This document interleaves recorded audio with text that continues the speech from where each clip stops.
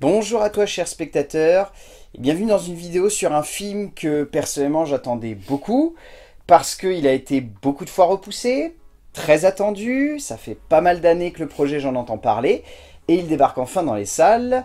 Il s'agit de Bac Nord de Cédric Jiménez, qui raconte tout simplement l'histoire donc de Greg, Antoine et Yas, qui sont trois flics de la Bac Nord de Marseille. Le film se passe en 2012. J'ai pas forcément besoin, je pense, de vous replacer le contexte de 2012, c'est juste que c'est un contexte très chaotique où la ville de Marseille est littéralement la ville où il y a le plus de crimes d'Europe, ce qui est très problématique. Et en gros, les trois flics qu'on va suivre vont essayer de démanteler un gros cartel qui serait basé dans le quartier nord de Marseille, et on va les voir tout simplement essayer de faire ça, quitte à peut-être devoir remettre en cause leurs idéaux. Pour en parler avec moi, ça fait un bon petit moment quand même que j'essaye de te convaincre de faire une vidéo avec moi. Et je suis très content de t'avoir, Kevin, C'est gentil. qui est donc un ami et également un collègue de travail de l'endroit où je bosse. Comment vas-tu, mon cher Ça va Kevin? très bien et toi? Bah écoute, ça va. Petit mea culpa en préambule. Il est vrai que dans la vidéo sur les 5 films que j'attendais en cette fin d'année 2021, j'ai évoqué le fait que pour moi, Bac Nord devait sortir sur Netflix. Ce qui était ma grosse crainte parce que ça avait été évoqué. Finalement, Studio Canal a eu les coronesses de le balancer en salle en France. C'est Netflix par contre qui a récupéré la sortie du film à l'international. Parce que honnêtement ce film ça fait quand même un bon petit paquet de temps qui se balade entre guillemets dans les possibles sorties en salle entre le Covid, c'est-à-dire que pendant un temps évoqué à la mi-2020, finalement repoussé à décembre 2020, finalement repoussé à février 2021, finalement repoussé à août 2021. Je dois avouer que j'avais un peu perdu espoir qu'on découvre le film en salle. Heureusement, il débarque dans les salles, avec une grosse hype, parce qu'au Festival de Cannes, il a quand même bien marqué les esprits, et il y a beaucoup de gens qui l'attendaient, avec un casting quand même assez prestigieux, avec un réa que personnellement j'aime beaucoup. Pour ceux qui ont vu la vidéo de ce matin, vous comprenez de quoi je parle. Mais du coup, ouais, c'est un film que j'attendais énormément, parce qu'il avait une belle promesse de base, il avait quelque chose de très intéressant à raconter, il avait l'air d'avoir un parti pris, que beaucoup relié au film de la Gilly, Les Misérables, que je trouve très différent, mais ça on aura l'occasion d'en parler un petit peu plus en détail. Contexte placé, je me tourne vers toi Kevin, et je te demande ce que tu as pensé de ce Bac Nord. Bah écoute, je suis venu le voir 2 fois du coup, donc c'est qui m'a vraiment plu. Euh, Très tendu comme film, ambiance vraiment réaliste, très rythmé aussi. Donc vraiment en globalité j'ai vraiment beaucoup aimé. Un petit bémol peut-être sur la fin, la toute fin, où je suis pas très fan du tel personnage est devenu ça, tel personnage est devenu ça, et puis ensuite ça cut. Donc à part ça, j'étais vraiment dedans. Et des scènes très réalistes, où vraiment même les figurants sont vraiment très imprégnés dans leur rôle. Donc ouais, ça m'a beaucoup plu. Vraiment, j'aime beaucoup son cinéma déjà, j'ai pas vu tous ses films. J'avais beaucoup aimé La French aussi. Je sais que du coup on en a parlé ce matin, il va réaliser un film sur les attentats du 13 novembre. Je pense que ça peut être même son film le plus poignant, mais en tout cas celui-là a beaucoup marché. Moi j'ai beaucoup aimé. Voilà. Donc qu'est-ce que je peux dire d'autres dessus? Ouais, hein, les performances des acteurs, bon, bah, comme d'hab, un petit penchant pour François Civil plus. Voilà, mais sinon, ouais, très convaincu de ce film-là. Je suis assez d'accord avec toi.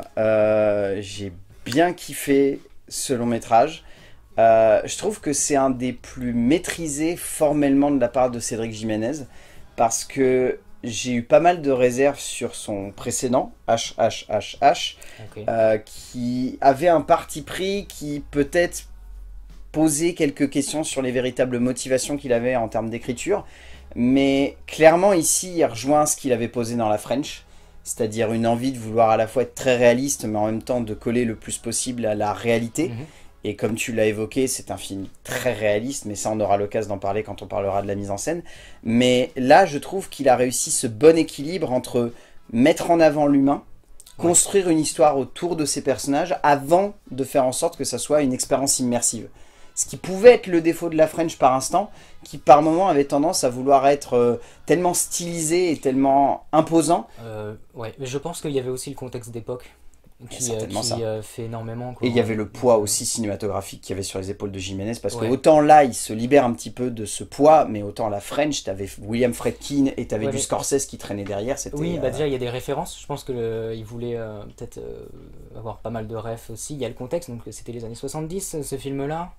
Et puis ouais, on est sur une histoire qui est en termes de chronologie aussi beaucoup plus longue que là. Là, on est vraiment dans un film. Enfin, qui se ça passe se sur passe. à peine un an. Voilà, c'est ça. Donc déjà, il n'y a pas le même enjeu aussi, et puis il n'y a pas la même manière de traiter les personnages où forcément dans la French, on avait des personnages qui étaient aussi très médiatisés, très connus.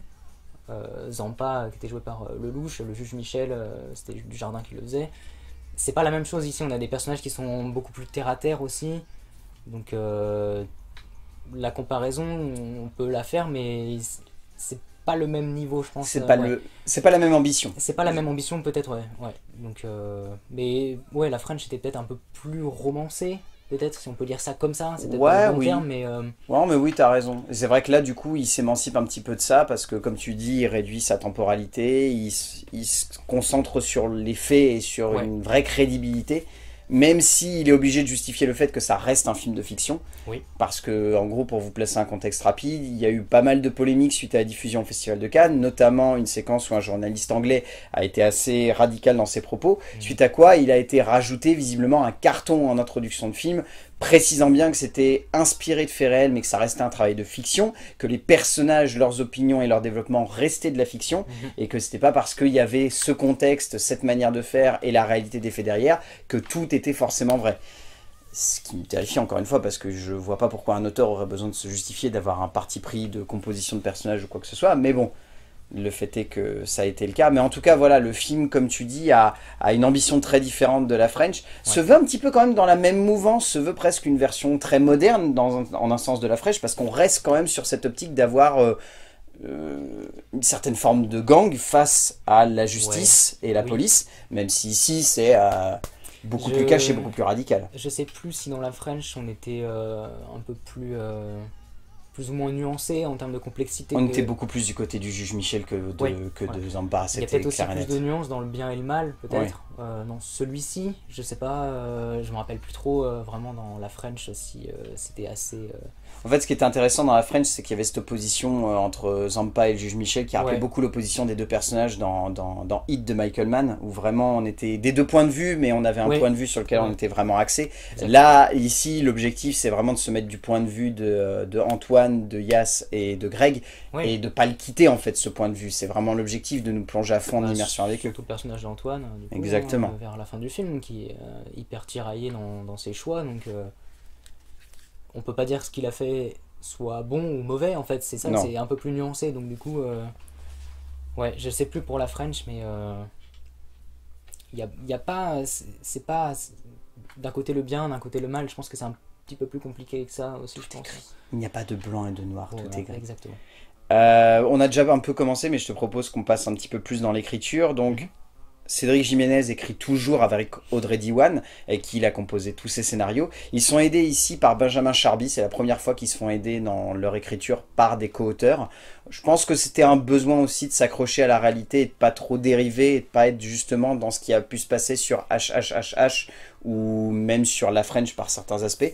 Je pense que c'est une bonne idée parce que ça leur permet de renouveler un petit peu leur style parce que on retrouve encore, comme on pouvait le voir sur Aux yeux de tous, sur la French ou sur HHHH, cette optique de vouloir vraiment nous mettre à côté de ces personnages, nous faire découvrir leur quotidien, s'accrocher à un aspect familial avant de s'accrocher à ce qui va leur Exact. arriver au sein de l'aventure. Ouais. Moi, personnellement, c'est ce que j'ai beaucoup aimé justement dans l'écriture. Je sais pas ce que tu en as pensé, Ce mais côté humain, ce côté ouais. très humain, ouais. Bah oui, parce que du coup, on les voit au travail, mais même quand ils sont ensemble, à côté du travail, bah, ils restent toujours ensemble quoi qu'il arrive. Et il y a des petites scènes de repas, on voit les petites discussions. D'ailleurs, il y avait des scènes qui avaient été un peu improvisées. Je crois que la scène où ils sont dans la voiture, ils parlent de l'espace, tu sais, à un moment. Ça, c'est une scène qui avait été improvisée entre eux. Il y avait aucun. C'était pas scripté, quoi. Donc voilà. Ouais, la famille du coup de Yas aussi. Ouais, du coup, bah, forcément, ça permet de s'attacher encore plus aux persos qui sont en galère à la fin du film. Donc, ouais, c'est vrai qu'il y a le côté très humain qui ressort. Mais déjà, le film de base, qui se veut très réaliste, est déjà très humain comme film. Donc, tu as beaucoup d'empathie pour eux et la difficulté qu'ils ont au travail. Et c'est ça aussi qui est réaliste, c'est qu'on se met à la place de ces personnes dans la réalité qui doivent avoir ce quotidien qui doit être très compliqué, franchement, à vivre. Donc c'est pas donné à tout le monde, je pense, d'avoir cette mentalité pour faire ce métier-là. Hein, mais donc ouais, c'est vrai que le côté humain, il saute aux yeux. Mais justement, t'es bien imprégné émotionnellement, t'es bien dans le film, t'es avec eux, t'es avec les personnages, vraiment c'est bien immersif comme. Ah, moi je trouve ça très fort parce que ce qui est assez saisissant, c'est qu'il y a un vrai jeu justement sur, comme tu évoquais, cette idée de famille, parce que la première séquence du film, ça s'ouvre sur le personnage de Greg qui se fait donc interpeller. Je vous précise pas le contenu, vous découvrirez en regardant le film, mais la première chose qu'on lui demande, c'est famille ou proche, et il dit non. Exactement, ouais. C'est le premier truc qu'il dit, et ce qui est très intéressant, c'est que bascule d'après, on a une grosse séquence de course-poursuite, et fin de la course-poursuite, on a tout de suite ce côté très affectif qui arrive, et du coup qui contraste avec cette introduction, où on a la sensation que c'est un personnage qui est tout seul dans son coin. Et je trouve que dès ce moment-là, comme tu l'évoques, il y a vraiment ce côté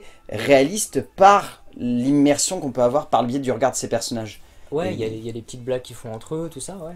Ben après, je sais pas si c'est une bonne ref, mais j'avais l'impression de retrouver des petits côtés comme ça chez Maïwenn dans certains films, je sais pas, tu vois, dans Police, je vois ce que tu veux dire, il y a des scènes où on les voit au travail, t'as beaucoup de drama, t'as beaucoup de scènes qui sont très dures à regarder, puis à côté, on les voit, ils vont partager un kebab ensemble, ils font des petites blagues, tu vois, il y a ce côté un peu terre à terre, assez réaliste, par moment, ça se retrouve, peut-être pas aussi...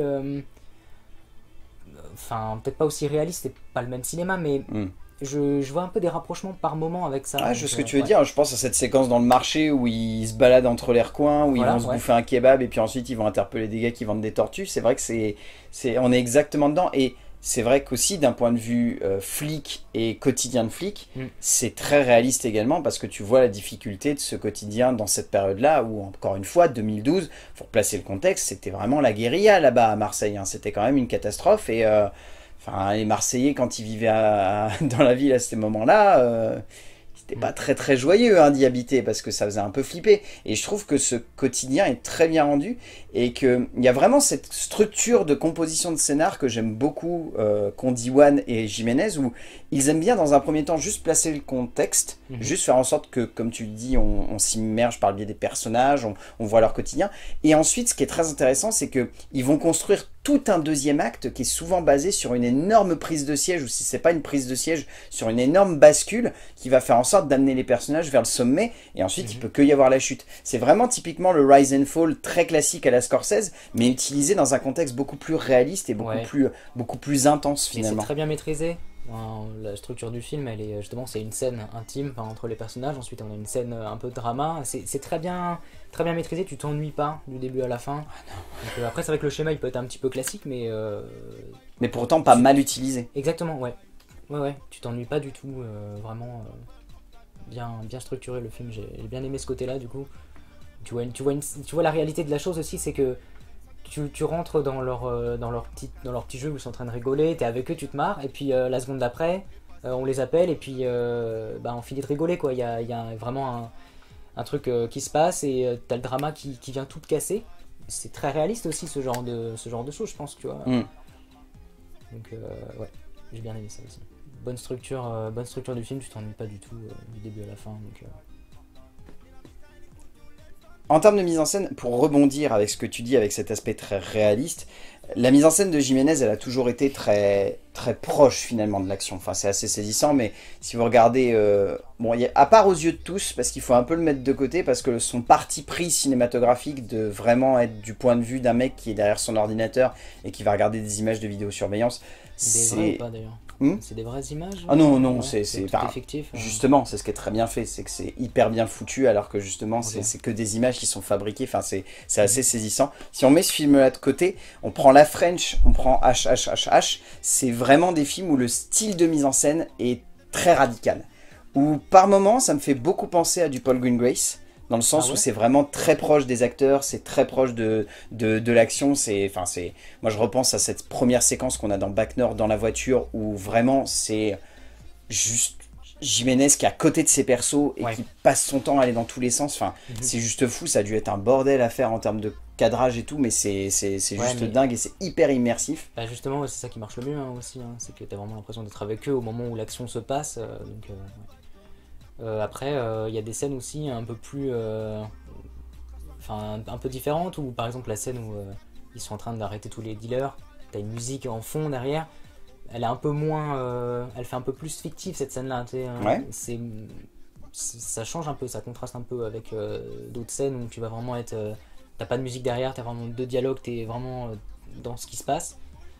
Donc ouais, il y a par moments des scènes d'action où tu ressens que c'est plus du faux, un petit peu plus que certaines autres scènes que t'as dedans, mais en globalité, ouais, t'es tellement immergé dans le film parce que t'as l'impression d'être à côté d'eux, tu partages leurs problèmes avec eux, quoi. Ouais. Ah non, je trouve ça assez saisissant. Enfin, il y a une vraie maîtrise, encore une fois, je trouve, de la part de Jiménez, de à quel point se servir correctement du cadre dans un bon contexte, ça suffit à impacter le spectateur. Comme tu l'as dit, il y a tout de même des petites scènes où on peut avoir la sensation que c'est trop mis en scène. On va dire ça comme ça. C'est un peu ça, ouais. C'est un peu too much.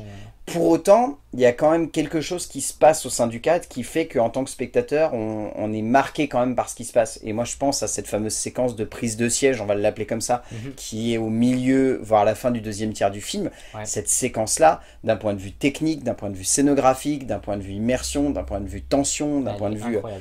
Elle est folle et elle est vraiment marquante. Et pour le coup, c'est cette séquence-là, je pense, à laquelle... pensait le journaliste anglais lorsqu'il a évoqué le fait que potentiellement ça pouvait montrer peut-être, ouais. La folie un petit peu des banlieues, mais encore une fois c'est bien de replacer le contexte de 2012 où vraiment il y avait un espèce de côté, quand tu rentrais dans cet endroit-là, c'était comme si tu voulais prendre une prise de siège à un roi du bloc et que du coup tu savais très bien que tu allais avoir toute l'armée qui allait débarquer et qui allait s'en prendre à toi. Et je trouve cette force d'impact et cette logique de mise en scène qui peut-être inciter à se poser des questions par rapport aux propos qu'a envie de donner Jiménez à cette séquence-là. Je pense juste qu'il a eu envie de faire une séquence qui soit extrêmement impactante, très violente aussi. Ouais. Parce que c'est vraiment une séquence où on est tellement sous tension que le moindre instant de violence ou la moindre montée en tension, ça te... Elle est très tendue au début et c'est vers la fin où ils s'en vont, où là tu vois l'excès de violence des personnes dans les quartiers qui justement défoncent les voitures, tirent d'ailleurs aussi. Oh oui. Parce qu'au début ils sont sur la réserve parce qu'évidemment ils sont pris en joue, donc, mais très belle scène d'ailleurs, c'est cette scène là je crois qui a été tournée en première.